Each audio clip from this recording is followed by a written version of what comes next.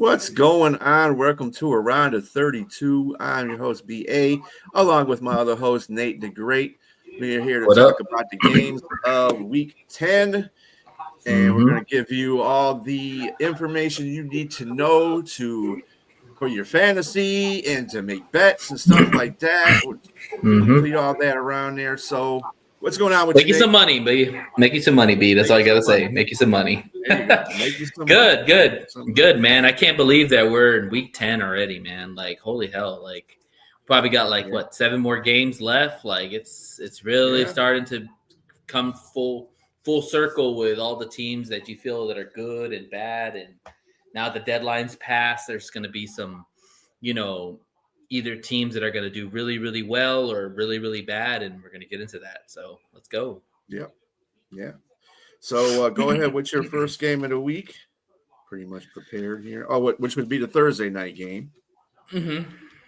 Yeah, yeah. Let's get started. Sorry, let me mute my TV here. First game of the week. It'll be the Raiders and Broncos. Right now, the Broncos are 9.5 favorites at home. The over/under is 42.5. So, what do you think? Well, these are the total offenses. The Raiders are number 30th. The Broncos are 13th. Total defense, Raiders are 19th. Broncos are 3rd. Scoring offense, Raiders are 29th and Broncos are 14th. And a scoring defense, Raiders are 23rd and the Broncos are 4th. So pretty much the Broncos are pretty good in all statistical categories as far as the offense and the defense are concerned overall. Mm-hmm. The injury reports, we just have Aiden O'Connell out for the Raiders. Marvin Mims, wide receiver for the Broncos, is out. Tight end Nate Adkins is out. And, of course, cornerback Patrick Surtain is out again. He'll probably come back after the Broncos bye. They're not putting him on an IR. They're just going to keep him on an injury report. Right. Other than that, everybody seems to be healthy and good to go. Who's the fantasy outlook that we got for that? So we'll start with the Raiders. I want to say Ashton Genty because I think Ashton Genty, this could be a game that he could be utilized well, especially in the passing game. I don't know if he's going to get a lot of running yards, but I'm going to go with Brock Bowers. Brock Bowers is a legit number 1 tight end. The guy is like a receiver in a tight end's body. He's going to be the main target for Geno, especially after Jacoby Myers got traded. So now he's going to be the dude more so going forward. So I'm going to take Brock Bowers for the Raiders. Excuse me. And for the Broncos, I'm going to take Dobbins, man. I think Dobbins is going to have a really good game. That Raiders defense is suspect at times, especially against the run. And Dobbins has been playing well. I think he's like 4th in the NFL in rushing for the year, like at around 800 yards. He's had a real big revelation, after all those injuries. So yeah, I'm going to take Dobbins for the Broncos. Who do you Oh yeah, thanks, Scott. Do you think that the Broncos will cover? And what do you think? Do you think it's going to be over under on the total? It's a divisional game. I think the Broncos won't cover. I think it's going to points are going to the Raiders in this one. Troy Franklin could be, he definitely could be a factor in this game. Yeah, he's been playing pretty receiver. good this whole season. Mm-hmm. Yeah, definitely against this bad defense. Absolutely. Yeah, I agree with you, B. I'm going to take the points with the Raiders, and I think it could go under. I don't think it's going to go. It'd be a high scoring game because Geno Smith has struggled on offense a lot. You said 29th in offense or something like that. Denver's Broncos defense is really good. So if it goes over, it's probably going to be because Denver just puts belt to ass on them, Mm-hmm. But we'll see. The Raiders play their division tough. They play the division rivals tough. They always play the Chiefs very tough. So that's why I was kind of saying it'd probably be an under. I mean, I think the Broncos are still going to win, no doubt. but I don't think they're going to blow the Raiders out because they know each other too well. And you got, that's right too. Jaguars acquired Jacoby Myers, so the Raiders got a 2006 fourth round, 6th round pick. So that's what, yeah. So Bowers is definitely going to be taken. He's already taken the majority of the offense anyway. So this is nothing going to be new for him. It's just going to be he's a our little guy. bit hyphenated. Sure. Yeah. All right. We're going to move on to the Falcons and Colts. That game is in Berlin, I believe, right? It's in Berlin. Yep. Yeah. In Berlin. Colts are 6.5-point favorites at home or in Berlin. And the total is 48.5. So they expect a high-scoring game. What do you think? Well, for total offense, the Falcons are surprisingly ranked 5th, and the Colts are ranked 2nd. Scoring offense, though, Falcons are 28th, and the Colts are number 1. Total defense, Falcons are number 4, and Colts are 16. Scoring defense, 13 and 7. So they're pretty much, I would say, kind of even as it goes. The Falcons have always been ranked high total defensively. They just don't come into play sometimes. It's weird. They don't take the ball away a lot either. Yeah, and they don't. That's basically a human element on this team. It's the morale that they have when they come into these games. It's like if they have a good morale, they're going to play really well. If they have a bad morale, they're going to suck. So, and then the Colts are just coming off an ass whooping by the Steelers. Literally, it was an ass whooping because the score looked closer, but it was an ass. They need a rebound. If people want to call them, favorites or top of the AFC, they got to win this game, and they got to win it pretty handily because, Yes, for the Falcons, these are guys that are likely out, by the way. I can't give you definite outs, but these are guys that have already had a DNP for a couple of days. Defensive end Leonard Floyd for the Falcons, guard Matthew Bergeron, and offensive tackle Storm Norton are all DNPs right now for 2 days, and that has nothing to do with rest. Those are injury related. For the Colts, they have defensive end Tyquan Lewis, wide receiver Anthony Gold, defensive tackle DeForest Buckner is ruled out. Is definitely ruled out. And defensive end Samson Ebukam is also DNP'd for the last couple of days with an injury. So just look for those when you look at your reports on Sunday, just to make sure, just unless you want to make a slight adjustment on your bets. This is not really a big science here. Sometimes you know how this goes in betting. So whatever that case may be, the Colts also have acquired cornerback Sauce Gardner from the Jets. And he will be starting this week. That might be an extra pickup for the Colts. I think the Colts did a very good job in this whole situation. Going in the morale, because you picked up that guy, he instantly is bringing that karma. So I think that the Colts will win this game. I didn't think so until they made that trade. That's just something, and he's going to be starting. So don't throw his way. Don't throw his way, Aaron Rodgers. Might be coming away with the pick six. Still surprised the over is 48.5 because with Sauce Gardner locking up your one side of the field, that's Drake London. I don't know who their second option is going to be on that side. So that's interesting that the total's still that high.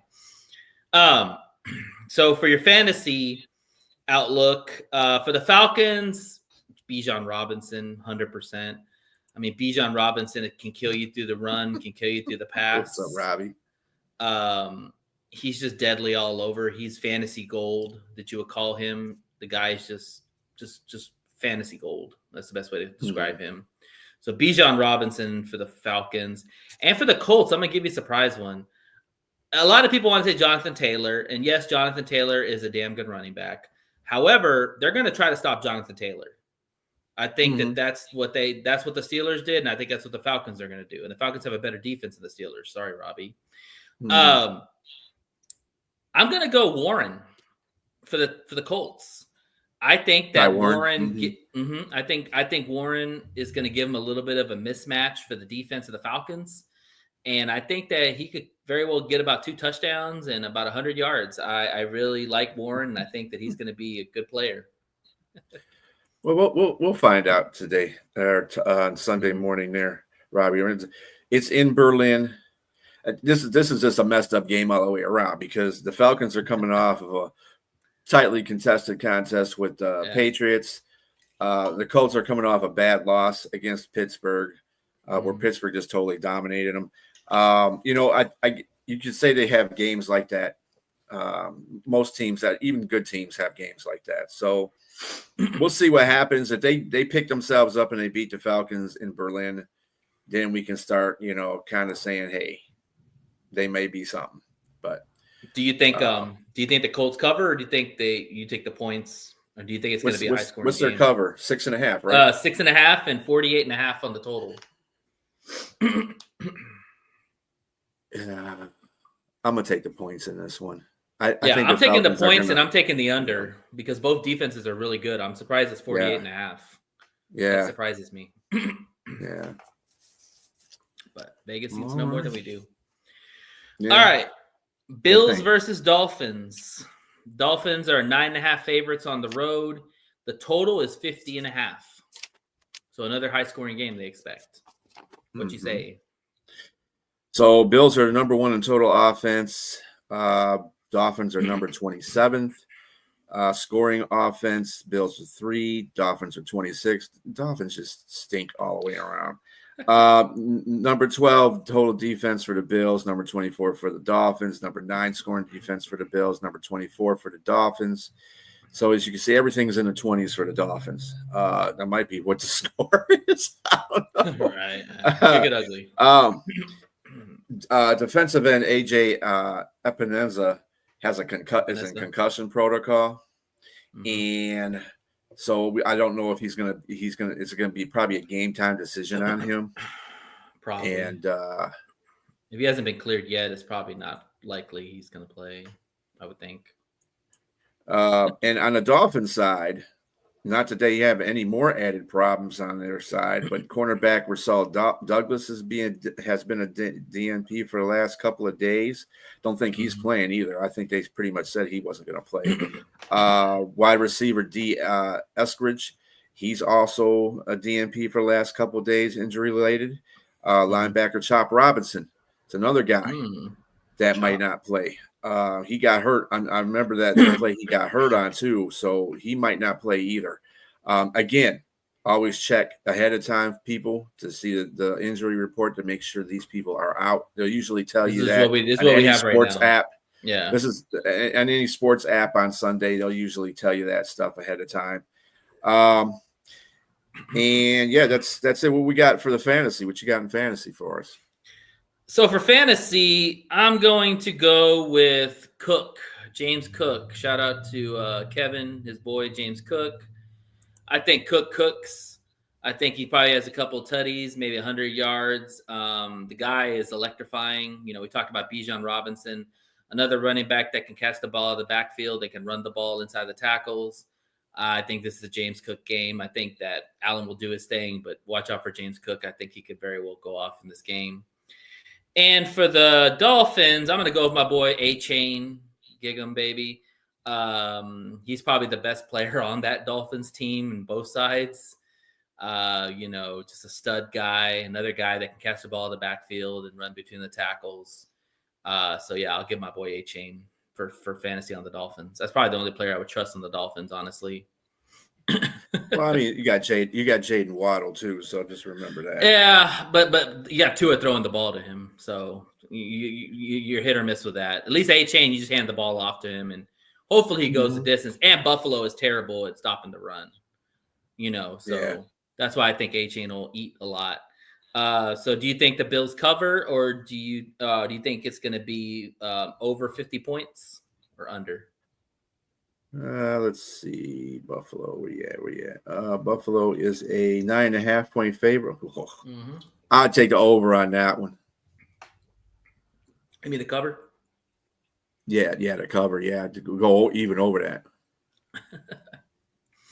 Yeah. You think so? You think just to reconfirm for the bettors out there, you think it's going to go? They're going to cover, Yeah, it's going to and be it's going to be over the 50. Yeah, it's going to be over the Okay. it's going to be over the 50, and the majority of the 50 is going to be scored by Bills. Yeah. So, sorry, Dolphin fans. I think that's fair. I think that's a fair play because I'm thinking the same thing. I think it is going to be a cover for the Bills. And yeah, if it goes over, it's going to go over because the Bills are probably going to put like 40 points on them, and maybe Miami gets spotted 10 or something like that. So we'll have to see. Yeah, it doesn't make a difference. I know Bills fans will say, "Oh, but it's in Miami. We have problems playing them." No, that was when Miami was actually pretty good. They're not good anymore, and the morale has gone way down. So I don't see that happening this time. I see you guys actually just taking the stadium over. So, and Buffalo coming off that win against Kansas City really boosted their morale, and I think that they're ready to make a run because they feel like once you beat Kansas City, you're feeling really good about yourself going forward, and so I think Buffalo's about to go on a run themselves. So we'll see. Well, I mean, yeah, the Bills' defense against the run is pretty sus, but it's getting better. It was better last game against Kansas City. They did a pretty good job bottling the run up, and they've been doing that ever since Carolina. They did a really good job because Carolina at the time was at the top of their running game when they met. So they bottled that running game up. They're doing better against the run. Every game, and honestly, is an advancement. But that's a good point. That's a good point, Robbie. No, I get what Robbie's saying, but the reason why I said A-Chain will run all over that defense is because they're going to put A-Chain in positions, whether they're doing screen plays, whether they're doing pass plays, whether they're doing runs in between the tackles. That guy's got man speed. He's got sprinter speed, and he's going to be a problem for that Buffalo's defense. Hence why I think Buffalo, if they can get him going early, they have a chance, at least keeping the game close. But if Buffalo comes out like they did against Pacheco, Pacheco didn't play the last game for the Chiefs, but they did a pretty good job on Hunt. Yeah. So if they can bottle up what they did against Kareem Hunt, then it's going to be a long day for Miami, regardless. That's all we're saying. All right. Yeah. Browns. They packed it up before the season started. Yeah. Well, they kept their coach, so, something. All right. Browns versus Jets. Browns are 1.5 favorites on the road. The total is 37.5. What do you say? Well, the Jets traded just about everybody away from their team, so that's a problem. They did pick up Jasir Taylor from the Chargers for a 2028 7th round pick, but they also got rid of Quinnen Williams and Sauce Gardner. So that's a problem. That's basically your defense that you were just standing up on. The Browns are 31st in total offense. The Jets 25th, 30th in scoring offense for the Browns. Yeah, they're both bottom of the barrel teams. The Jets are 24th in scoring offense. However, the Browns are number 2 in total defense, where the Jets are number 20, and in scoring defense, the Browns are number 17th. Against number 27th for the Jets. The injuries are Isaiah Bond. He had a DNP for a couple. He's been hurt though. Linebacker Carson Swetchinger. He's been hurt. And there's a question mark on defensive end again. Tight end Harold Fannin Jr. He has a DNP and it wasn't a rest. So I don't know what's going on with that. And he didn't practice on. He didn't practice on Wednesday either, so I don't know what's going on with that. Jets with the upset. Okay. What do you got going on for the fantasy players there? So, I mean, for the Browns, you didn't mention Judkins, so Judkins is good to go. Yeah. So I'm taking Judkins on the Browns. I think Judkins has shown when he's out there, he's a darn good running back. He can run between the tackles. He's got burst. He's got speed. That's a good pick. You want to know why there, Nate? Quinnen Williams isn't in the middle anymore. There you go. Yeah. So, even if Quinnen Williams was there, I still think Judkins is a guy you got to start because the guy has got a lot of skill and has home run speed. I mean, you saw that at even though you're a Michigan fan, you saw that at OSU. Ohio Yeah. OSU. Yeah. So yeah, I'm gonna go with Judkins on the Browns, and then on the Jets. Whew, man, I'm gonna go Wilson. I think that now that the trade deadline's passed and Wilson was kept there, and so was Brees Hall. I think Wilson either is playing for himself or playing to get out of there. So I think he's going to really ball out, and if he gets opportunities, I think he'll make plays. So give me Garrett Wilson for the receivers for the Jets. Okay. And so, do you think the Browns cover, and do you think the game's going to be over 38? Yeah, I think it's going to be a tight game. Of course, whenever we ever say that, it's always an offensive game. With two defensive if I'm a betting person, I would stay the hell away from this game, because this game could literally be a coin flip.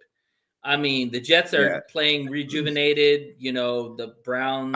I would balance the coin flip though, basically on Cleveland, because of what the Jets are going through right now.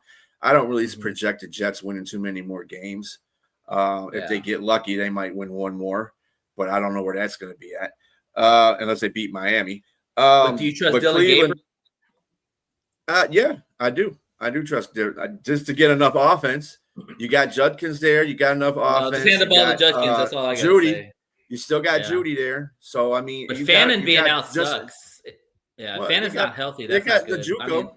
They do. But I like Fannin. And their offensive line isn't horrible. It's not great, but it ain't horrible. And because the Jets have depleted themselves completely on defense, I think it's going to be easier for Gabriel to find places to throw.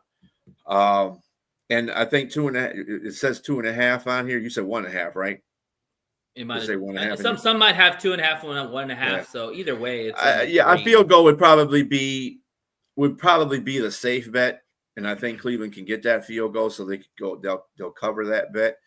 I wouldn't be surprised though if it was more of a 7-point game, but I'm gonna go. I'll cover. Yeah, I think I will lean towards the Browns because of the quarterback situation. I would have Gabriel over Fields right now. It's sad to say that, but it's true. And also too, I think it's gonna be a low-scoring game because both defenses are really good. Myles Garrett might have 8 sacks in this game. I mean, who knows? I mean, he had 5 in one game, Yeah. That was literally Myles Garrett just could eat this whole game, So if you got a defensive player on fantasy, go start Myles Garrett, because you should start him every game. Yeah, if you have one of those leagues, where you play defensive players, yes. Yeah, he's gonna eat. He's gonna eat on field. So I'll tell you that right now. So this could be a very, very ugly game just to watch. So thank God it's at 12 o'clock because nobody's gonna be watching it. Just to update on the injury report for the Raiders and the Broncos, the injury reports just came in for both sides. For the Raiders, running back Zamir White is out. Tight end Carter Runyon is out. Guard Khalib Rogers is out. Defensive tackle J.J. Pegues is out. And defensive lineman Leaky Fotu is out. For the Broncos, Marvin Mims is out. Nate Atkins is out. Patrick Surtain is out. Running back Jaleel McLaughlin is out. Offensive linebacker Q Robinson is out. And defensive lineman Jordan Jackson is out, as well as defensive end Savion Jones. So most of those people that you see there or heard that you got are people that are backups. So just keep that in mind. Surtain's always going to be a big loss because that guy can shut down half the field like Sauce can, for sure. Mm-hmm. Yeah, I agree, Robbie. He's not too worth 2 firsts. I would not have given 2 firsts for that guy, but that's just me. All right, Giants and Bears. The Bears are 4.5-point favorites at home. The over is 46.5. What do you think?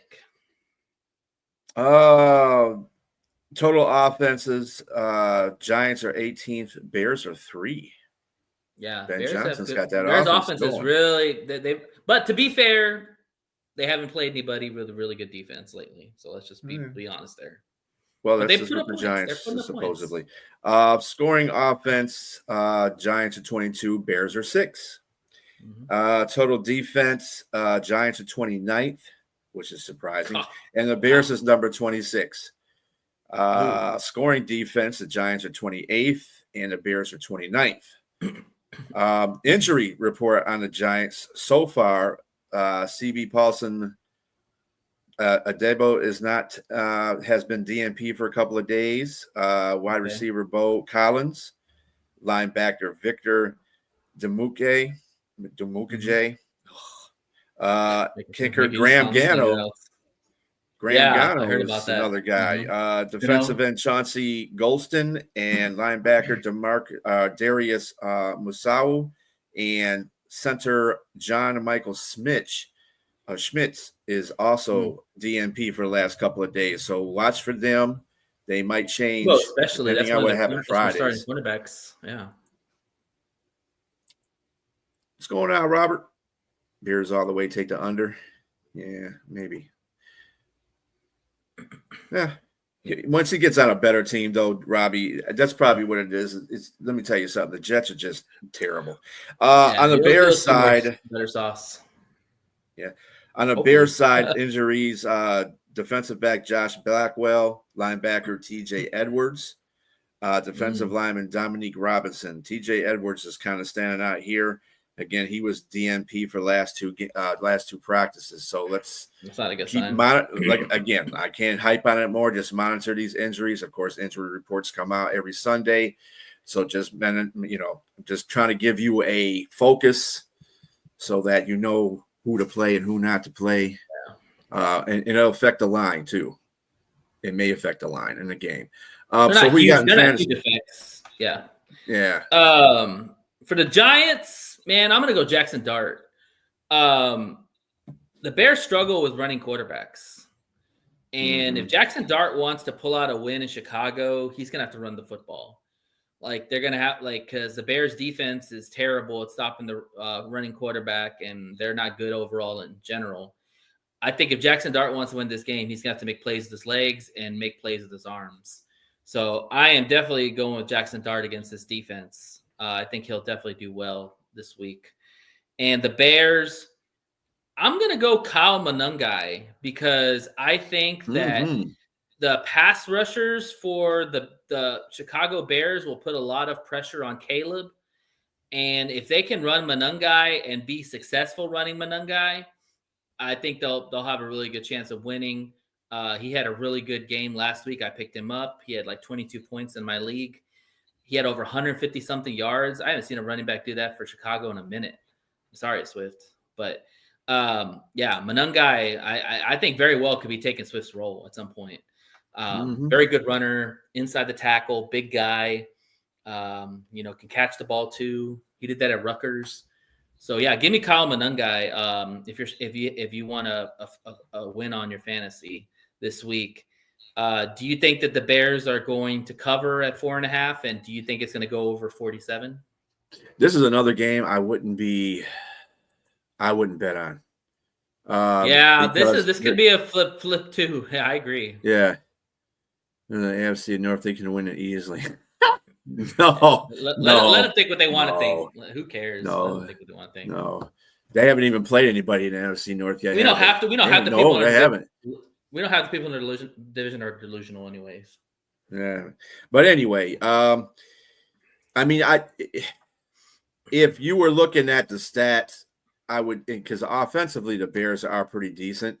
I just think their defense is yeah, that's the other thing. I think their defense just lets them down too much when it counts. I mean, they had a defensive not a defensive, but an offensive battle with the Cincinnati Bengals. And Bengals drove down on them with the last couple of seconds. It was just because the Bengals defense was so horrible. Couldn't get stopped. Yeah, exactly. Couldn't get a stop. Absolutely. So that's the only reason why Chicago won that game, because the big defense they were against was tremendously horrible. So I think the Giants have an underrated defense. I'm saying that because at the beginning of the season they were supposed to be number one. A really good defense, but they've had injuries. Okay, there's your score right there. Yeah, Bears all in. Okay. I kind of looking at this game, I would probably go with the home team, but I would take the under. I think it's going to be a field goal. And I don't think it's going to be that high in points either.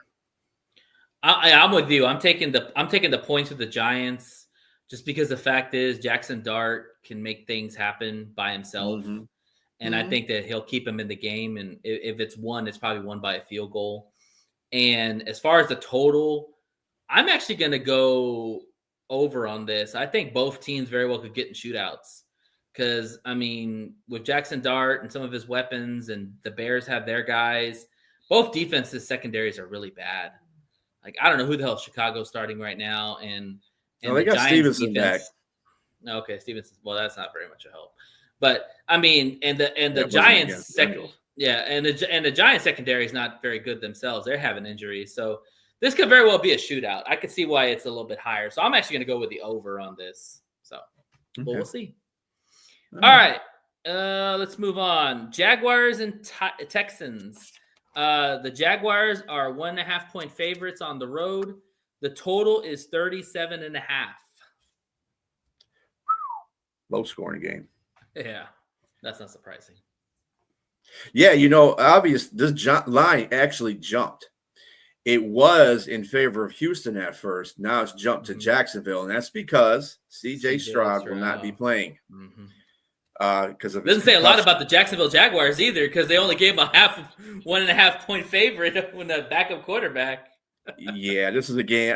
I'm sorry. I mean, the Texans are not good with C.J. Stroud. I mean, they're real good offensively, even with him. But that defense is great. Jaguars are 14 in total offense. Texans are 19, so it's pretty close there. Number 21st in scoring offense. Texans are 24th. However, when we get to total defense, Jaguars are 22nd. Texans are first. Scoring defense, Jaguars are 17th. Texans are first. So that defense does count for something. They don't give up a lot of points. And I can see where the 37.5 is coming from, because Jacksonville's not going to be able to move that ball. I don't trust Jacksonville. I just don't. I would stay away from this game completely. This is another game I'd probably stay away from too. On Jaguars, offensive lineman Erza Cleveland, tight end Hunter Long, wide receiver Brian Thomas Jr., and cornerback Jordan Lewis all had DMPs for 2 days. So watch out for them. It's going to be really bad if Brian Thomas doesn't play. That's why they got Jacoby Myers. Yeah, well, they're going to focus on him. They got a good secondary, Houston does. On the Texans side, of course, we said that quarterback C.J. Stroud is out. Also, Jalen Petrie is always in concussion protocol, so he's going to be a game-time decision. Tight end Harrison Bryant. Tight end Harrison Bryant. Kicker Kaimi Fairbairn is also Fairbairn.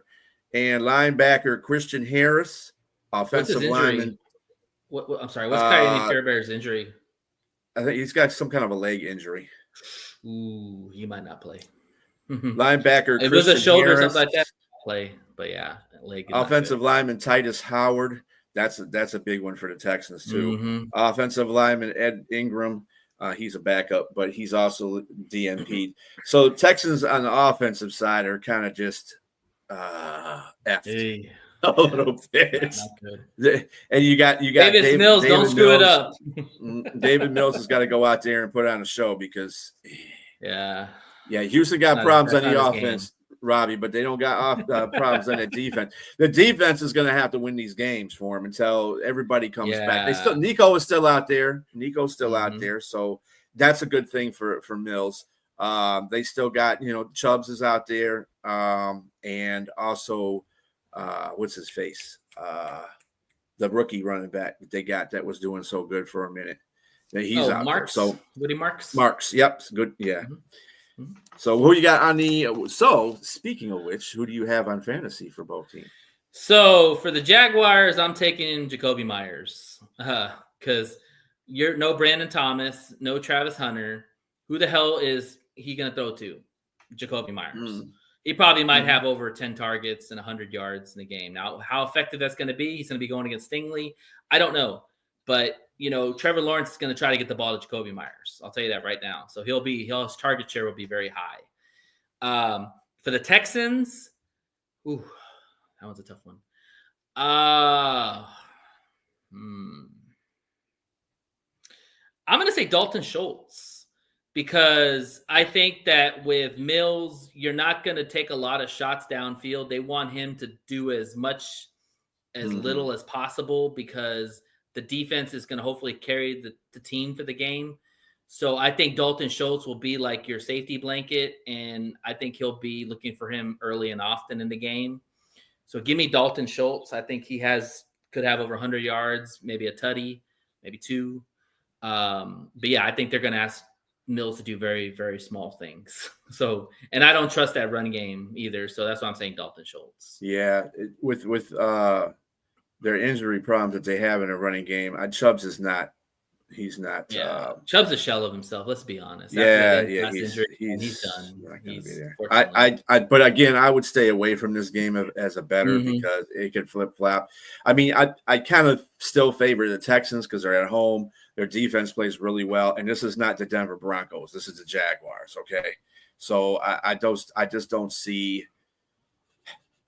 I mean, it's kind of funny that he flipped it from 1.5 to from the Jags. Houston. Well, it shows you the importance of C.J. Stroud. I mean, even on a bad offense, C.J. Stroud is still better than Davis Mills. Yeah. I'm gonna take the Texans. I think the Texans with the points is gold. I don't trust the Jaguars on the road. If this was in Duval, I would take the Jaguars all day. But this is in Houston. And that Texan defense is no joke, like you said. Will Anderson and Hunter will be all over Trevor Lawrence, and they will stop the run. But on top of that, the other side, the reason why I think this game's a low-scoring game, you've got Jacksonville with Walker and Allen going against Mills. So it's going to be another slobber knocker, one of those things. I think probably a field goal wins the game. But I will take the Texans at home with that defense. What about the points? I'll take the under for sure. I'm not taking the over on these two teams. I'll be shocked if it goes over 40 points.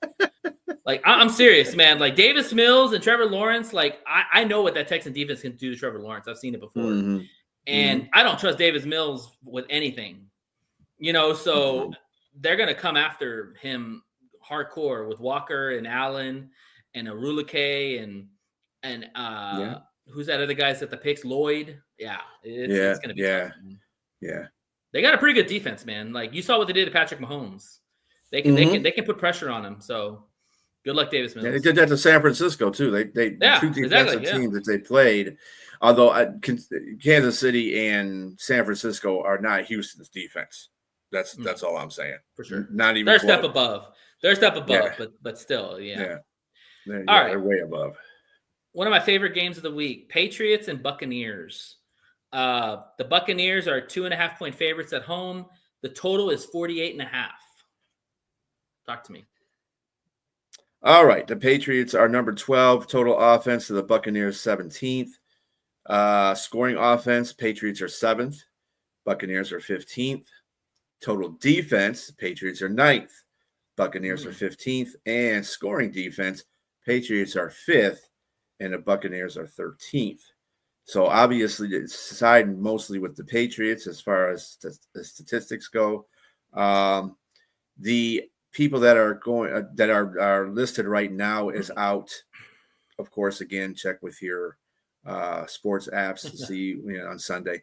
Wide receiver Kayshon Boutte. I love that name. Kayshon Boutte. He's been DNP'd for the last couple games. Linebacker Christian Ellis has been DNP'd for the last couple games. Christian Gonzalez. He has a concussion, so he's in concussion protocol. Very good concussed. Wow. Hopefully that, for big loss whole time, if he doesn't play. Big loss.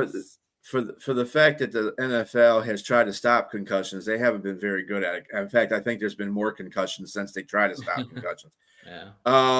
It's all because of the defense. I'm telling you, because they changed everything on how you play defense, and that's the reason why these guys are getting concussed. It's just part of football.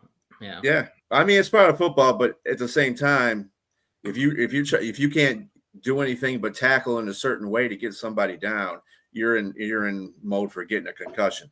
Running back Ramarde Stevenson, he's still kind of Ramondre Stevenson. He's still kind of iffy. And on the Buccaneers side, of course, Chris Godwin's still out. Bucky Urban's still out. Bucky Urban might have a chance to play now. He was I think Bucky might play. Yeah, but I heard that he was just getting they were just making sure he got some more. Okay, probably ramping him up. Yeah, linebacker Hassan Reddick and linebacker Marquise Watts also are DNP'd for the last couple games. Chris Godwin has kind of a shot to play too, but I don't see it happening. Bucky Urban is the best bet on here to play, even though he's had a couple DNPs. So, okay. Of course, Rob. Yeah. What's going on with your fantasy? So fantasy.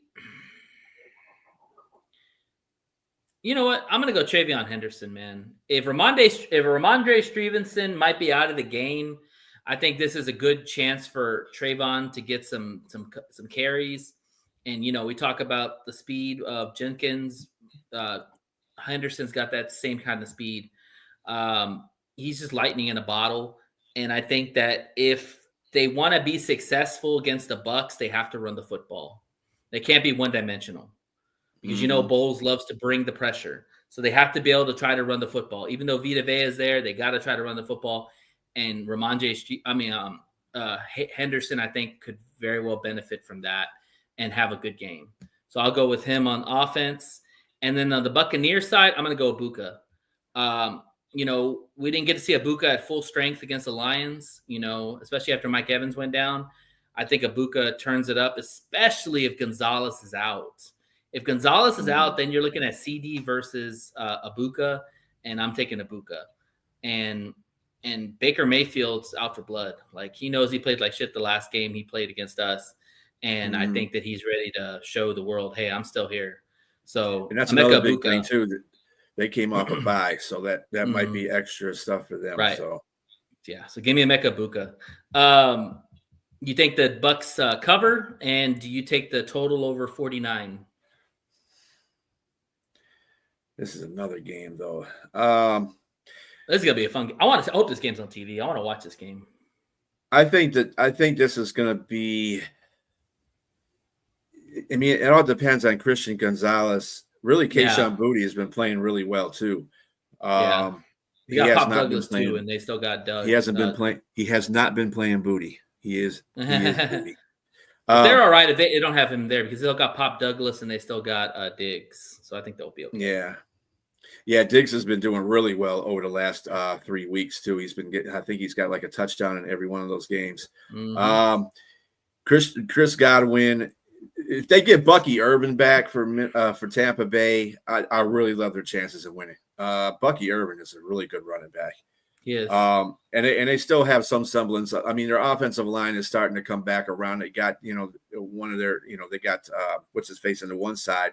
So Dwarfs. And their offense, and they got him. They got the rest of the offensive line is pretty good, except for the other tackle that's out for the season. But they've been doing another guy back too, Luke Getsy or something like that. I think that one of their They just paid him too, right? I think they paid him too. Yeah, so he's going to be back. So that'll be good for them. Hassan Reddick, I'm not too worried about him being out because they have other good linebackers back there. I mean, he's good. If he's playing with his ears back, he's well, but he hasn't been doing that in a while. So they got Yaya Diaby, my favorite name of player, Yaya Diaby. So we're looking at the Buccaneers. I think the Buccaneers would probably. I think they're going to go over this cover. I think they're going to get more than 2.5. Okay. Yeah, and the 48 is about right. I see that. Yeah, it's a safe play because if you take them at 2.5 and they win by a field goal, you still win. So I like them at home at 2.5. So I'm with you. I'll take the cover because, like I said, they'll probably win by a field goal. This game's going to be a shootout. May versus Baker, May's playing out of his mind right now. Oh yeah, he is. He's a quarterback that a lot of people aren't talking about. Man, he looks damn good. Yeah, I'm taking the over 48.5. I'll get. It's probably going to go to 50 or 60. Man, this game could be back and forth the whole game. So, like I said, I hope this game's on TV because I want to watch this game. So, all right, Ravens versus the Vikings. 3.5 favorites are the Ravens on the road. The total is 48.5. Man, a lot of high totals. All right. Okay, so the Ravens are number 20 in total offense to the Vikings 26. Ravens are number 12 in scoring offense to the Vikings 18th. Total defense, these numbers are kind of screwed because the Ravens started off real bad defensively in the beginning of the year. They're number 27th, and the Vikings are number 14th, surprisingly enough. The Ravens are number 24 in scoring D, and the Vikings are number 20. Injuries on the Vikings, there's none for the Ravens unless they're not reporting it, because I didn't see anything of any kind of injuries for the Ravens, any reporting or anything. But for the Vikings, Jeff Okudah and Josh Oliver will probably more likely be out. They were DNPs for the last couple of days. I think they said that those two guys were probably going to miss the game anyway. So those are the two. Defense. They always need defense, even though it is Jeff Okudah. So, yeah, go ahead. What you got for fantasy on both sides? So, with the Ravens, I'm taking Lamar Jackson. I think this is a Lamar Jackson game because, the thing is that when Brian Flores played the Lions, he was playing against a statue in Jared Goff. Right. Lamar Jackson's a whole different ball game. No, you blitz Lamar Jackson, you're chasing him the rest of the game. So yeah, I think Lamar Jackson has one of those crazy games where he probably runs for about 100 yards and probably has about 3 total touchdowns. So give me Lamar Jackson against that defense. And like I said, the Ravens have to win every game now. Every game is a win for them if they want to make the playoffs and win the division. I have him in fantasy, so hopefully he does real good. Okay, I think he will. And then the Vikings, oh man, give me Jetta. I don't think it's very hard to shut Jetta down 2 games in a row. The Lions were lucky to do that with Jetta. I don't think Jetta still got a touchdown. Yeah, he still got a touchdown. But other than that, he really didn't do it very much for the game. Yeah, 43 yards and the touchdown. Yeah, I think he balls out for the at home against the Vikings. So give me Jetta on the Vikings. I also have Jetta in my fantasy football team, so that worked for me too. There you go. You must be doing well. All right. So do you think the Ravens cover, and do you think the total is over 49? Yeah. Somehow I feel, and I'm not saying this because they're in my division, but I believe that the Ravens are going to pull out a can of whoop up, as my boy says on the T-Mobile commercials. Yeah, they just opened a can of whoop up. Oh, Billy Bob Thornton. Yeah, Billy Bob Thornton. Which I don't believe. I still think Verizon. We watch way too much TV, man. The Ravens, football, it always comes on. So anyway, the Ravens. I think the Ravens. This is going to be an opportunity for the Ravens to put some points on the Vikings. I just don't think the Vikings are as good as they're seeming to be right now. I know they're at home. It's the purple versus purple. So it's a Prince battle. That's what I call it. Right. There you go. But yeah, I just think the Ravens are going to have a coming out party against the Vikings, and I'll take that 4.5 plus. And 49. Yeah. Oh, it says 4.5 on my. Like you said, different ones have different. Yeah. But 49 and the 49.5 is you've got that too. But I think that's this. Yeah, I could see that. It might even go a little bit over. I think Baltimore's out for blood for the rest of the NFL right now. They're like, yeah, you all wrote us off. Oh, okay. That's cool. Well, they got to. Every game's a must win for them going forward. They can't lose anymore. And really, Baltimore has a pretty good schedule coming up too. Mm-hmm. So yeah, that'll work for them. Yeah, I think with the Vikings coming off that high of winning in Detroit, everybody wants to crown J.J. McCarthy the next greatest thing in sliced bread, like anybody else does with a young quarterback. I think it comes down to earth this week. Lamar Jackson is going to dominate. I think Henry's going to have a really good game. I don't know if J.J. McCarthy can put up a lot of points. I think Baltimore's defense is healthy. They're going to bring pressure on J.J. McCarthy. And when you bring pressure on him, he struggles big time. So, and they can't really run the football. Aaron Jones might be playing or might not be playing. He's got an AC joint sprain, I think. So yeah, I'm gonna take the Ravens, but I'm gonna take the points because I think the game's gonna be close. I think the Ravens will dominate throughout the game, but I think the game will still be close, just because Brian Flores has a solid defense, and we've seen that defense. We know what it can do, and so yeah, give me the points, but I'll definitely probably take the under on that. I don't think it's going to be over. I think it's going to be another slobber knocker type of game. All right. Moving on to the Saints and Panthers. The Panthers are 5.5-point favorites at home. The total is 39.5. All right. For the Saints and the Panthers, the Saints are number 29th in total offense. Panthers are number 22. Saints are number 31 in scoring offense, and Panthers are number 27th. When it comes to defense, the Saints are a little bit better. They're number 18th in total defense, but the Panthers are number 13. And the Saints are number 24 in scoring defense, and the Panthers are number 16. Now, I'm going to tell you something. The Panthers are at home. Mm-hmm. They just came off a nice little win against the Green Bay Packers. They've been I don't think they've lost. They lost at home against Buffalo. But that's Buffalo. Mm-hmm. This is the Saints. Yeah. Let's just be real. The Saints will not have hopefully they'll have him, but he's got DNP for 2 games, offensive line and Talise Fuga. And then defensive tackle Devon Goodchuck, he is questionable because he has a DNP today, but there was nothing for Wednesday. So I don't know what that's about, and that's why I question mark next to him.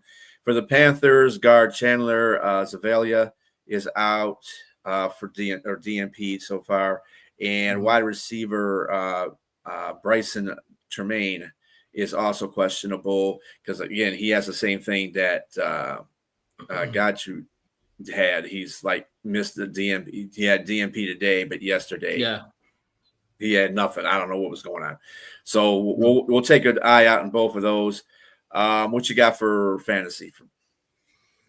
Let's see. So for the Saints, the Saints did trade Rashid Shaheed to the Seattle Seahawks, so they lost their big play threat. Shuck is still starting. Man. They also sent Penny, offensive lineman Penning, to the Chargers. Not that he was much of a difference maker anyway, but they declined his 5th option, so they really didn't see a lot of faith in him. I'm gonna go with Kamara.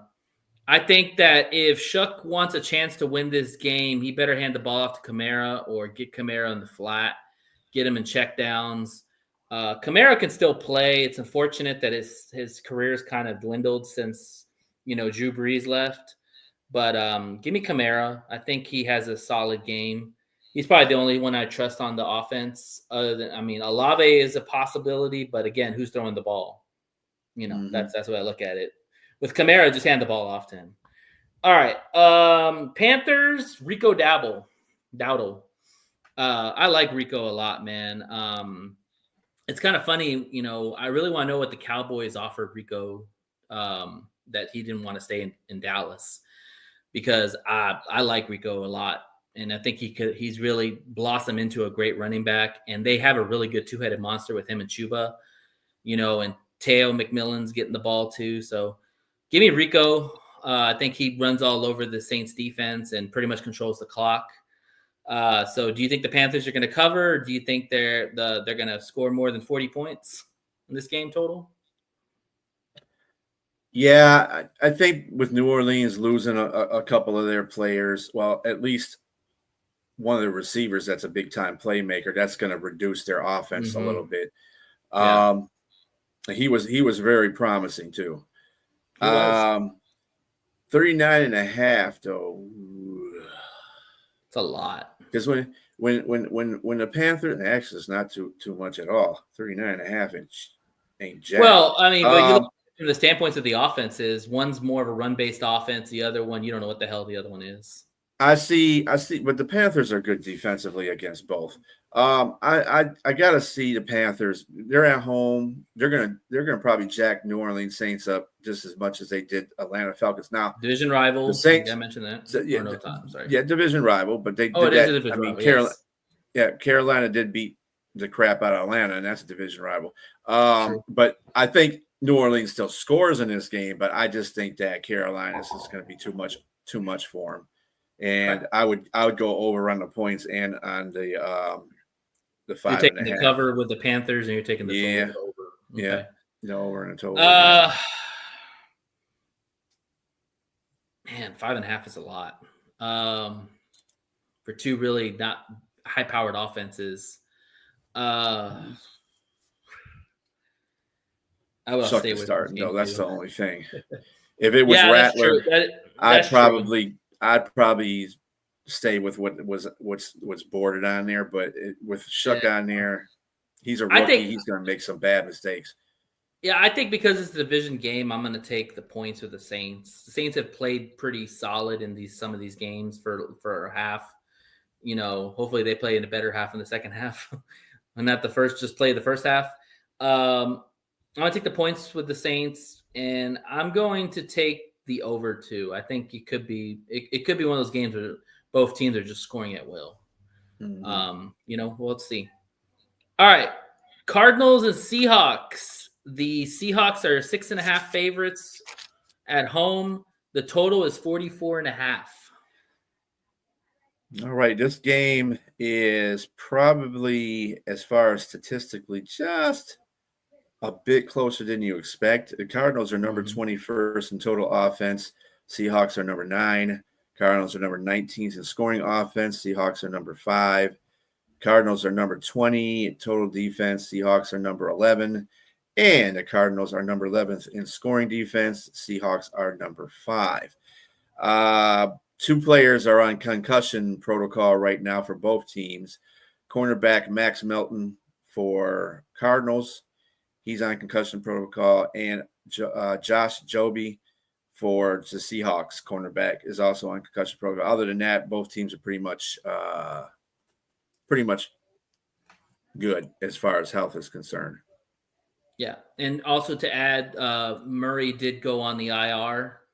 Probably ends his season. I'm going to go ahead and say it. I think if Jacoby keeps winning, Murray's not going to see another snap for the Cardinals. I think they're going to try to move him in the offseason, in my opinion.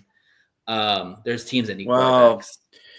I'm sorry. Brissett's fitting in this system pretty well, but he's not better than Kyler Murray. Kyler Murray is still He's not better, but it's more of they're not going to get rid of him, and Kyler, and they're not going to get rid of him anyway because they just paid him. That dude's. I get you. I trust me. I They're not gonna move understand him. completely. But a But lot of these Brissett could go teams somewhere nowadays- to another team that could require some good backup help or starting quarterback, depends on the team. It's possible. I just look at it this way. I think Kyler is healthy, but because Jacoby's playing so much better right now and the team's winning, and they have a winning formula right now. That's what is it? What's the video game he likes to play? Didn't it just come out this week? Call of Duty. Yeah, Call of Duty. Yeah. Well, we'll see. But anyway, so Murray is out for the foreseeable future, and Jacoby is the starter. So these 4 games, yeah. Yeah. Okay, so the Cardinals, I'm going to go with Marvin Harrison Jr. Listen, Marvin Harrison has been up and down. I think a lot of people anointed this guy the best receiver coming out of college, and he's had some lumps. He's had some good games. He has some games. I think he's coming around. I think him and Jacoby are really building a good rapport with each other, and he's starting to look like the receiver that they expected him to be. So give me Marvin Harrison for the Cardinals, and Robbie would know that. And the Seahawks, oh God, it's no brainer. JSN, man. JSN, I'm going to ask you this question real quick. Do you think JSN reminds you of Amon-Ra St. Brown? I think they're very similar in stature and receivers and the way they actually, to tell you the truth, you know who JSN reminds me of? He actually reminds me of a combination of Jamar Chase and Jetta. I think he's got the speed. He can get out there. Yeah, I don't think he has Amon St. Brown is a different type of receiver. He's not going to beat you deep too many times, but he's great with his routes, and he knows how to catch the ball all the time. JSN is, to me, he's kind of like a mirror image of what you would do if Jamar Chase and Jetta had a baby. Pause. And I could say that's what he would be. I would say a poor man's Chase. I would not say Jetta. Jetta's like 6'3", 6'4" receiver, and JSN's barely 6 foot. But he's a stud. Yeah, he's fast. He knows how to use his hands True. very well. That's why I think the chase kind of. He's got good route running. Yes. Route running, is real good. I agree. So yeah. Yeah, so give me JSN on the Seahawks. He's playing out of his mind, and they just got Rashid Shaheed. Seahawks. They just got Rashid Shaheed, and I think that's hopefully going to open up more for Jetta, and then Cooper Kupp will be back later too. Yeah. So, do you think Seattle covers? He'll be playing 6.5. Cooper Kupp will be playing too. So okay, work. so Kupp will be there too. So, do you think Seattle covers at 6.5, and do you think the total is going to go over 45? And again, division games can be different in different ways. This is a division game. I just don't think that the Cardinals are not trending up. They're trending down, whereas Seattle's got all the momentum. Dallas, everybody beats Dallas. That's true, but that was a good win on the road. You got to give them that. Well, I mean, considering the fact that Green Bay tied them on the road, but Cardinals is still not. No. I think Seattle puts a beating on them in this game. So I think they let's see what they got in here. You got them covering? Yes. Seattle. Okay, yeah. Oh, 6.5.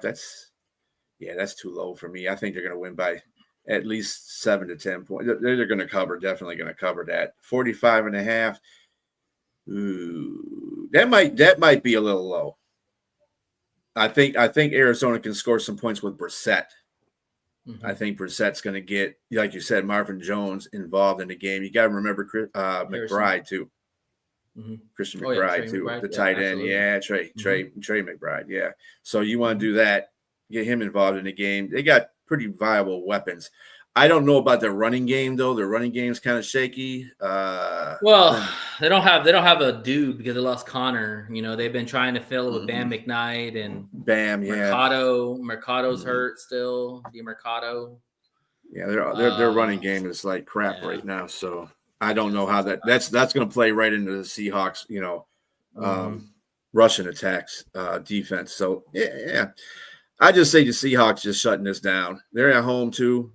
And they're coming off some good. I mean, dude, the Seahawks are playing really well right now. They're 100%. New team now that's Super Bowl contenders this week. Every week's a different NFC team. No, I agree with you, man. You cannot sleep on the Seattle team. They're young, they're talented, they're good on both sides of the football. Darnold looks like a star in this offense. Again, I don't know what the hell the Vikings were thinking, but whatever.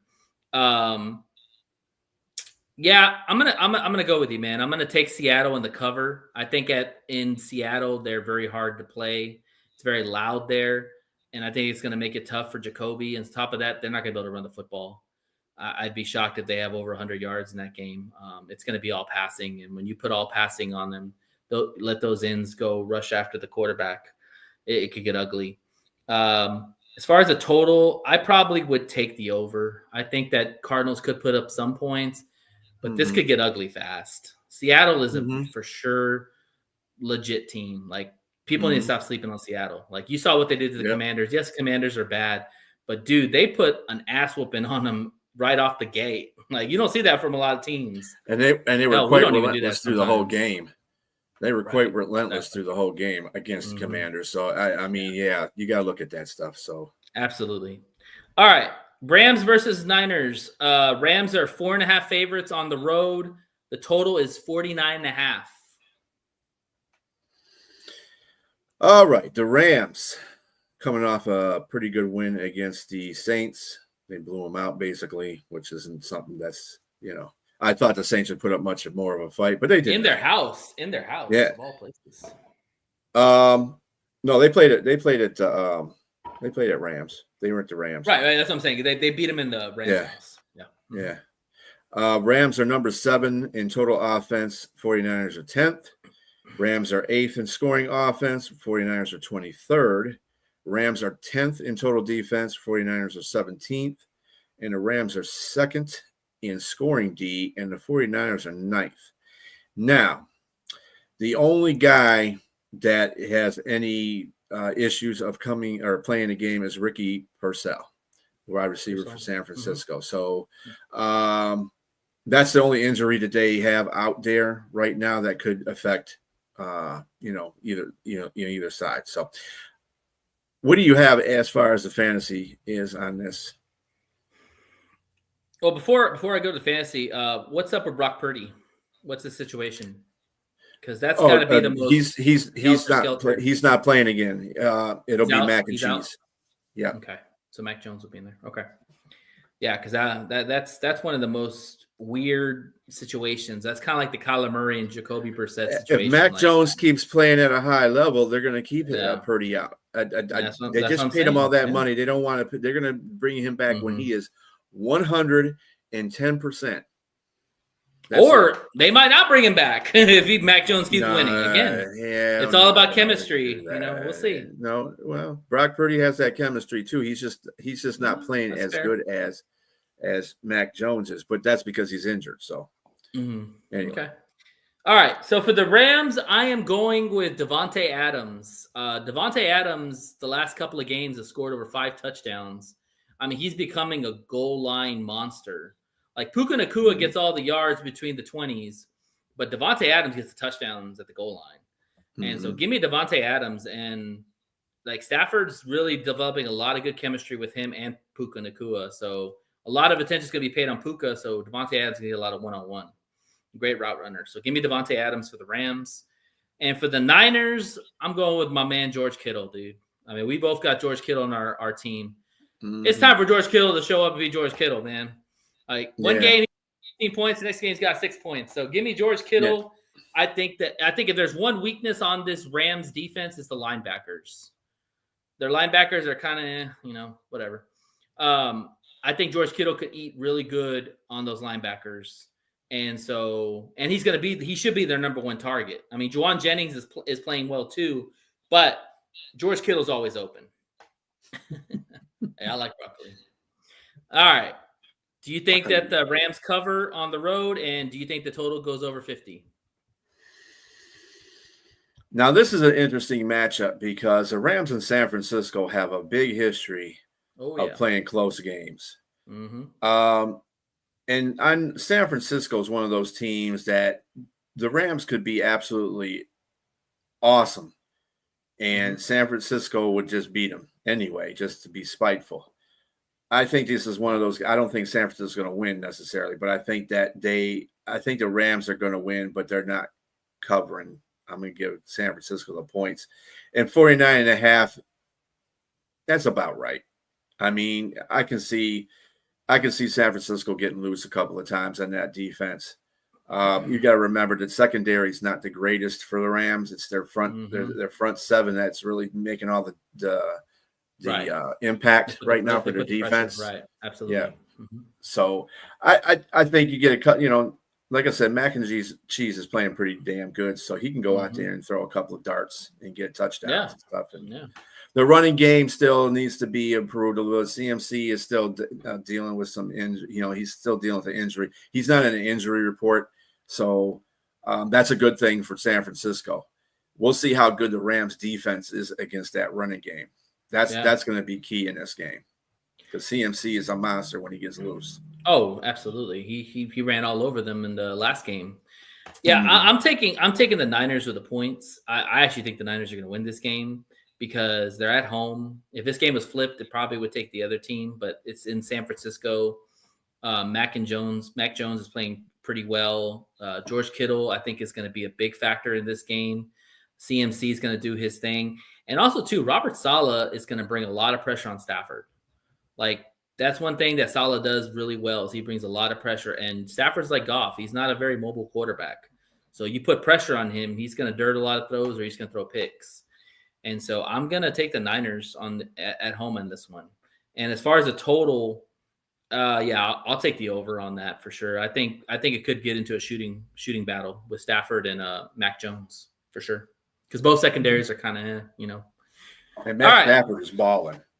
Oh yeah, Matt Stafford's playing Shout out to very him. well. He's balling. Absolutely, he is Or balling. 41-year-old, or how old is he now? 38, 9, 10, 40? 37, Yeah, he's balling. He's freaking balling. Just another Mhm. caveat to the injury report. Now they're saying Christian Godwin for the Tampa Bay Buccaneers, or Chris Godwin for the Tampa Bay Buccaneers, probably will not come back until the end of November, early December. Okay. All right. They're So not putting him Ibuka on IR. They're just trying to monitor his injury. So Ibuka's going to eat. Start Yeah. Ibuka all rest of the season until Godwin comes back. All right. Steelers versus Chargers. Chargers are 3-point favorites at home, and it's 45.5 on the total. All right. The Steelers are number 28th in total offense. Chargers are 5th. Steelers are 12th in scoring offense. Chargers are 17th. Steelers are 30th in total defense. Chargers are 6th. And Steelers are number 21st in scoring defense. And the Chargers are 11th. For the Steelers, wide receiver Scott Miller has DNP twice. Robbie, put some insight into this too, because you are a Steeler fan, so you should know some of this stuff too. Cornerback Corey Trice Jr. I thought that was one of their guys that they really liked too. He's got DNP for a couple of days. Free safety Jabril Peppers, DNP. We forgot they had Jabril Peppers. Jabril Peppers. Wow. Linebacker Colt Holcomb. He's out for. He's been out DNP for the last couple. Guard Isaac Shumalo. He's been out DNP. On the Chargers side, offensive lineman Bobby Hart, like they need any more offensive linemen to be out. Yeah, right. He's out. Cornerback Tahib still is out. So for the last, as far as practice, they've been DNP for that. So who you got for the fantasy players for both of those teams? So for the Steelers, I'm going to go Pat Freiermuth. I think that, the Chargers have a pretty good defense, and I think that they're going to really try to take away DK Metcalf, because that's Rodgers' guy. And the one guy I think that will benefit from that is Freiermuth. He's also been up and down, but Pat Freiermuth, if you watch that Bengals game, he tore it up against that. Now, yes, it was the Bengals defense, but still, he had a really good game. So he's got the talent to really ball out. And we just haven't seen it this year. He's been very up and down. But I'm going to go Pat Freiermuth. I think that he's going to have some opportunities to make some plays. And plus, Rodgers is going to be under a lot of pressure. So, he's going to want to get that ball out quick. And I would put Freiermuth as the first target for him. So give me that guy. And on the Chargers, I'm going to take Ladd McConkey, because I like the Steelers secondary. I mean, you got Darius Slay, you got Joey Porter, you got Jalen Ramsey. Don't say that to Robbie. Well, I'm just saying the names sound good. I mean, it hasn't been equated all the time. But that being said, the Steelers will bring pressure just like they brought for Daniel Jones. So give me Ladd McConkey. I like Ladd in the slot. I think Ladd will have a big game. He's a very quick, twitchy kind of receiver, and I think that he's going to eat very well in the middle. So give me Ladd. Do you think the Chargers cover, and do you think they score more than the total's more than 46? I think the Steelers win this game, so I don't pick the Chargers covering at all. I think the Steelers win this game as long as they bring that same intensity in the defense that they did against Indianapolis. And I know but that offensive line for Chargers is decimated right now, and they lost Joe Alt for the rest of the season. So they had to trade a guy just to plug somebody. And he ain't crap. I mean, they traded a buster for, just to get a buster on the offense. He got his fifth-year option decline. That shows you how much they believe in him. So, I mean, maybe he has a rejuvenation, but I just don't see it in this game. I think that the defense is going to come out and show out again. Yeah, just like I said, just like that. And,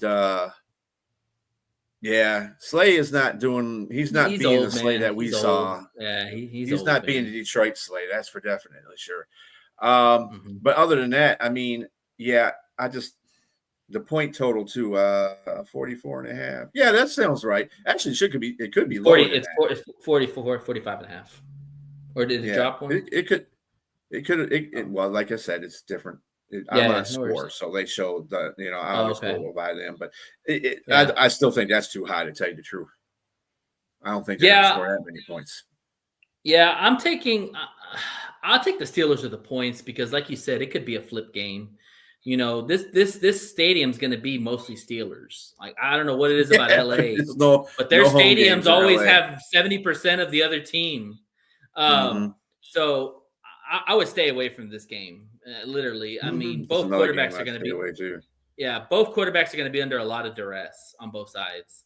But I'll take the Steelers with the points, and I'll take the under on this one. I think again, this is another could be a very ugly defensive game, and the quarterback that doesn't make that makes the less mistakes will probably win.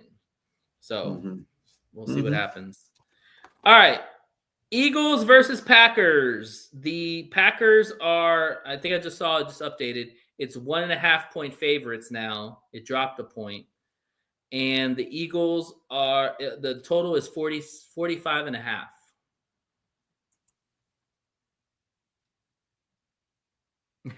Yeah. Garbage. Yeah. Yeah. You can't play bad when you pay all that money, man. That's yeah. You paying all that money. And your coach is supposed to be a defensive coach. Can't do that. All right. So the Eagles at the Packers. Eagles are 24th in total offense, and Packers are 8th, amazingly enough. Eagles are 10th in scoring.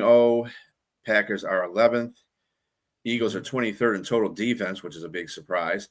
Packers are 5th, which is another big surprise. Eagles are 19th, and the Packers are 8th in scoring defense. Eagles have 2 people in concussion protocol right now. Cornerback Adoree Jackson is in concussion protocol, and defensive tackle Moro Ojomo is in concussion protocol. So those are game time decisions. Obviously, we'll see what happens from that point. Other than that, everybody else is pretty much injury free, besides the people that are on IR, which I never mentioned because they're on IR. Yeah, exactly. Who do you have on the Eagles as that fantasy guy and Packers as the fantasy guy? And just a real quick add to the Eagles did add Michael Carter. They added Jalen Phillips, and they did add Jair Alexander. So it looks like all 3 are going to play. So we'll see how those pan out. And Brandon Graham's back too. Yeah. Okay, so for the Eagles, I am going to take Dallas Goedert because Dallas Goedert has been eaten lately. And if you're going to attack those linebackers for the Packers, you have to have an athletic tight end. They do in Dallas Goedert. I think that, Brown will get a lot of attention, and so will Devontae Smith. But Dallas Goedert, to me, is going to be the safety net for Jalen Hurts, like he always is. So I expect him to have a high target share, maybe a touchdown, maybe 2, probably over 100 yards. So he's going to be probably their main guy, I would assume. They're going to try to do their best to take away Devontae Smith and Brown. So we'll see what happens there. Kind of surprised you didn't say Saquon. Yeah. The Packers are really good at stopping the run. Outside, yes. They didn't do a very good job against Dowdle. Well, that's true, but it was a 2-headed monster. The Eagles they will. I think the Packers will try really hard to stop Saquon Barkley. I think this is going to be a game where Jalen Hurts is going to have to make some plays with his arm because they're going to do everything in their mother to stop the running game. But we'll see. The Packers, I am taking Luke Musgrave. And it's not just because I picked him up in fantasy. It's because the Packers. Yeah, it is. No, it's because the Packers rely heavily on their tight ends.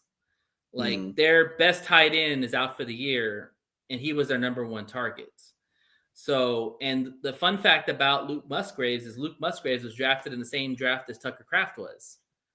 So people forget that, Tucker Kraft is supposed to be the star guy, but Musgraves, they liked him a lot. I think it took him in the 2nd round or 3rd round or whatever it was.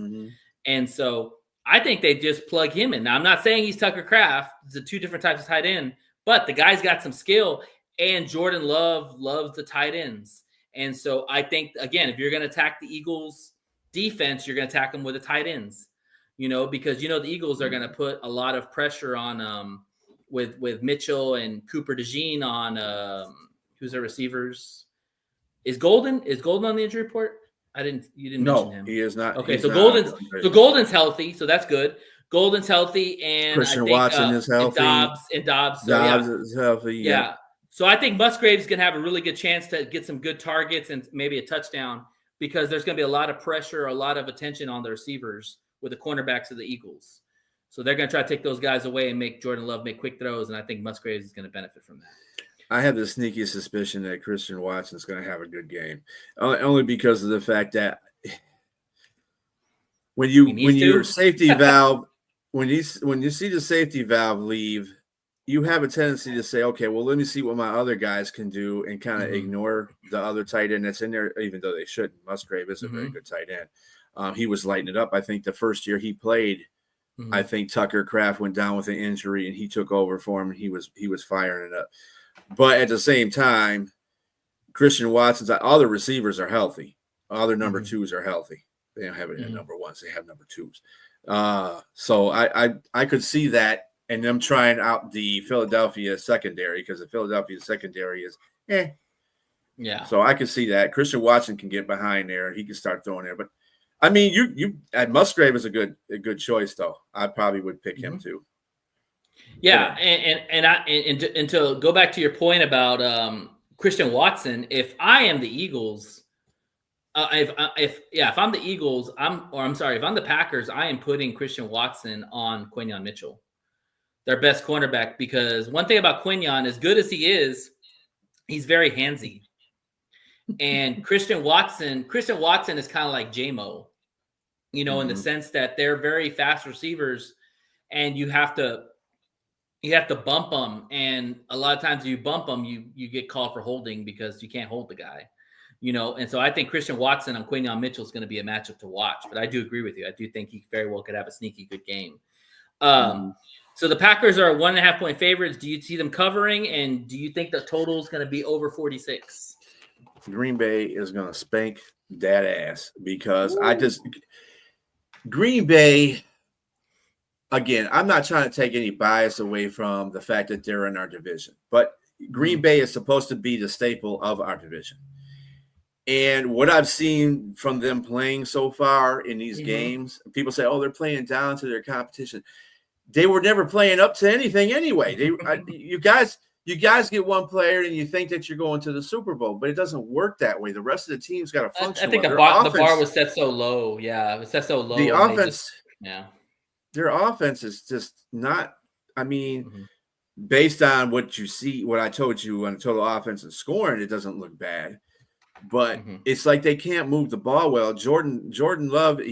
Sometimes he can throw that long pass well, and other times, and most of the time, he's overthrown it, not on target, getting it picked off when he throws deep. This is his third year as a starting quarterback. It's time for him to start making those throws, and he's not doing it to me. So, and then they're not playing up to their potential. I mean, Micah Parsons had 0 sacks and 0 pressures against the Carolina Panthers, who don't have that great of an offensive line. Come on. So I just can't. I think what you're trying to say is what Packer team is going to show up. Yeah, what Packer team? Is it going to be the Packer team that a lot of people thought like, oh, these guys are going to get to the Super Bowl, or is it the Packer team that lost to the Browns and Panthers? Right. I'm sure Packer fans are asking the same question themselves. Which team's going to show up? And then with Philadelphia, I mean, it's kind of like the same thing, but Philadelphia lost to 2 very good teams. They didn't lose to no crap teams. Right. So, I mean, plus they're coming off of, with Jalen Phillips being added, coming off a bye week, and Jalen Phillips been added to their roster to get their defense better on the edges. I mean, I think they're going to be more pumped up than Green Bay is because, they came off a bye and then they got somebody added on there. They're excited. They want to get out there and try to, obviously defend their title. So in Green Bay and Philadelphia, usually Green Bay always falls short, whether it's in Green Bay or in Philadelphia. Yeah. Philadelphia just has Green Bay's number. So that's one of the reasons why I'm picking Philadelphia. I think what's going to be hilarious is the fact is that, when they voted on the tush push, Green Bay was the one that pushed to have a vote on it. And I think that they know that in Philadelphia, and they're going to use the tush push probably more all season than they've used all year against this game just to kind of spite them. And I could see Matt LaFleur crashing out on the sidelines, literally at some point in the game, just like, fuck, I hate this play. I will say this too. Like, Packer fans are very hot on LaFleur lately. Like, it's ugly. Like it's been that way for the last 3. I don't understand why they're doing but this year, the last 3 years. But this year there's more ugliness towards them, is what I'm saying, than I've seen in the past years. But that's Packer fans. It's kind of like the Lions fans when you didn't get, they wanted to fire Brad Holmes. It's like, don't be stupid, okay? Yeah. LaFleur is a guy that you want to punch in the face most of the time. Just he's got that punchable face looking thing. But at the same time, you can't deny he is a very good coach. He does do. He's a good play caller. I think he's been a little more conservative lately in games, and he needs to open it up and let Jordan Love throw the ball more. I agree, Robbie. I'm not a fan of it at all. It's not a football play. Anyways, all right. So you got the Packers. I'm sorry, you said the Eagles are going to win, or did the Packers are going to win? Yeah, I got the Eagles winning, so I'm taking. Okay, so you got the Eagles with the points, and you. That's pretty close. I think both the defenses are gonna. I think Green Bay's defense is gonna wake up a little bit, but at the same time, Philadelphia's defense is gonna wake up too. I think both those defenses play really well. I see that. That's about good. I like that 46.5 actually, to tell you the truth. Yeah, I don't see it going over that. I'm with you. I'm taking the Eagles too. I think that's a money bet right there. Taking the Eagles on the road with points, that's a no-brainer.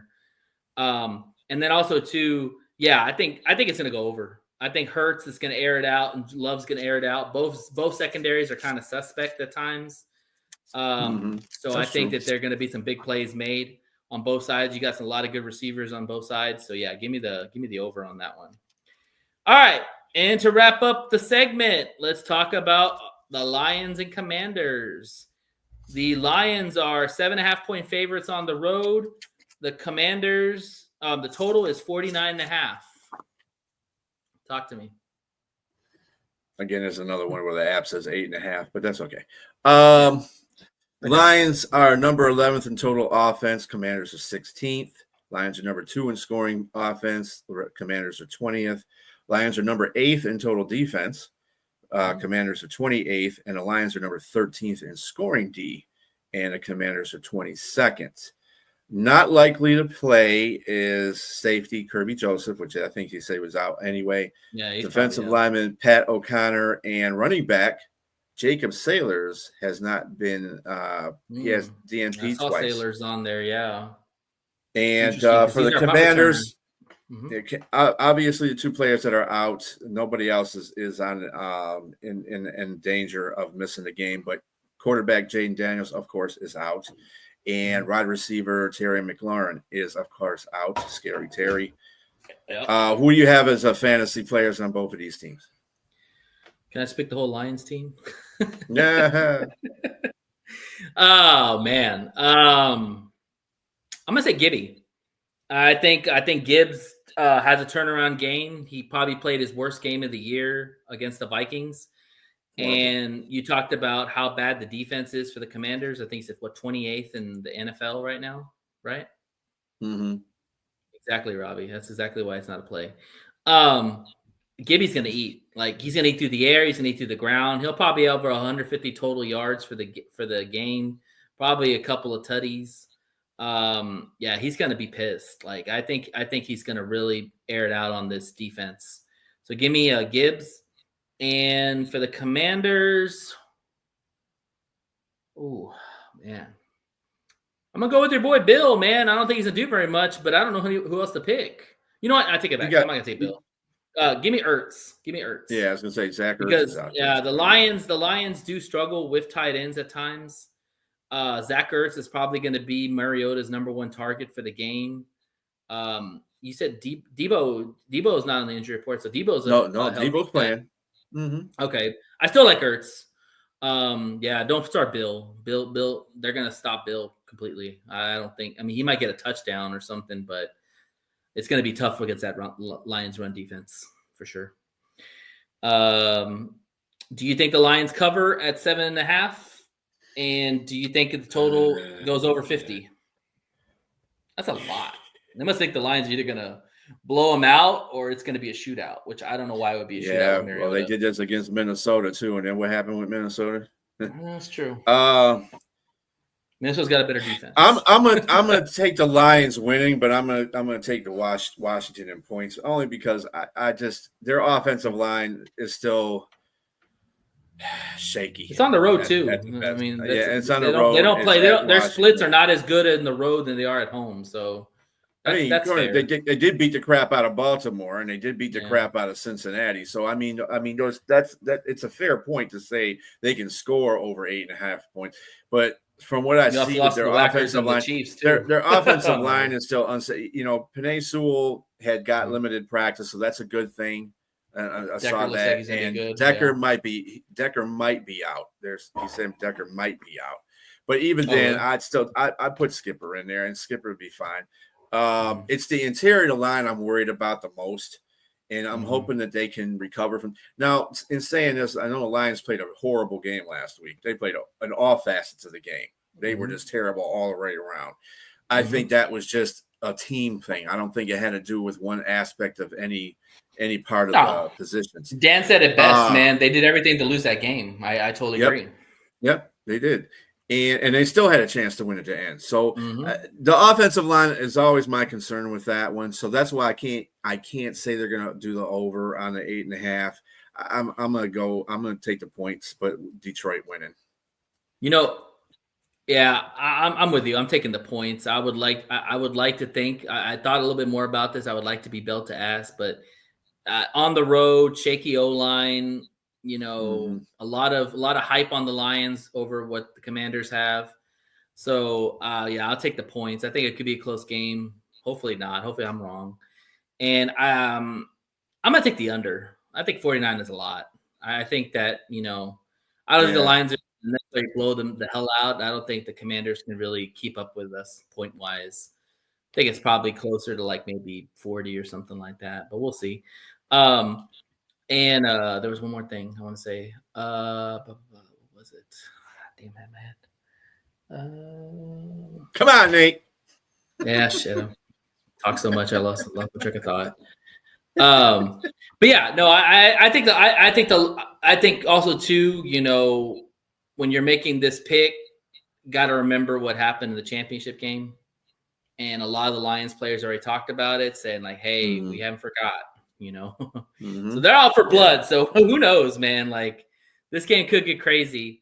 Whenever the Lions have some kind of revenge thing going on, like they did last year with the revenge tour, where they were going about beating teams that they didn't beat. Like this year, they've had a couple revenge games. That the Raven game was a revenge game, and this could be definitely a revenge game as well. I just think that they're going to come out and play, and. Get your shit together, Castro. Whatever, Robbie. Go kick some cans. But yeah, so I just think that they're just going to come out. Like I said, last year when they came out, they had a solid offensive line, so they could beat the crap out of you and take BTA. You know what I'm saying? This year, it's not so much that. You're not as confident in the offensive line. I'm with you on that. I'm confident in the offense in general, but just the offensive line. If somebody puts together a good game plan against the Lions and just says, you know what, all we're going to do is just blitz up the middle, and I'm talking about like every play, that's going to screw the offensive line up. And I think that's the only thing Washington's got going on for it. They got Wagner back there, so he's going to be their weapon on defense to try to get to Goff. And I'm pretty sure they're going to use him. Of course, Porter Potty might eat because I don't think if they're going to try to get at Goff and Porter Potty's leaking out, Porter Potty might have a good game like he did against. Yeah, and he's starting to. I mean, I think he's played pretty solid for what the role they asked him to do. But yeah, that's a great point. I do think outside of Luvu, I don't really maybe Wagner. I don't think Wagner can cover Laporta one-on-one. So it's going to be interesting. That's what I'm saying. Yeah, but the point I was thinking in my head at the time, when you talk about the line for the Lions, how shaky it is, what's the best way to alleviate a shaky O line? Run the football. Yep. That's it. Short They just gotta run the passes too. football. Yeah, short passes and run the football. So Mm-hmm. we'll Yeah, see. they're gonna have to. Then they have to adjust their offense if they feel their Mhm. offensive line is not still together yet. But Mhm. I have faith in their. I have faith in Dan and Hank Fraley. So hopefully they get this stuff together. They can Yeah, do it. this was a business week, right? I mean, not even if we would have won the game before that, they still would have taken this game personal. So now Mhm. they're pissed Mhm. and it's personal. So yeah, Mhm. I mean, they got to come out with some fire early on and Mhm. put the team to in the hole quick. Because you don't want to Yeah. let these teams kind of leak around. So Yeah. okay. Anyway, that is going to conclude this episode. I hope that you guys got some information for it. Again, be careful in betting. We put all kinds Yeah. of sanctions on this whole situation. And again, look at the injury report because I gave you some people that some of them are definitely out, but a lot of them are just on the cusp of being out. So make sure you Yeah. check your injury report Sunday. Good luck in betting. And have a very good rest of your day and happy football weekend. Have a good night. I am BA, and that's Nate the Great, and y'all have a great night.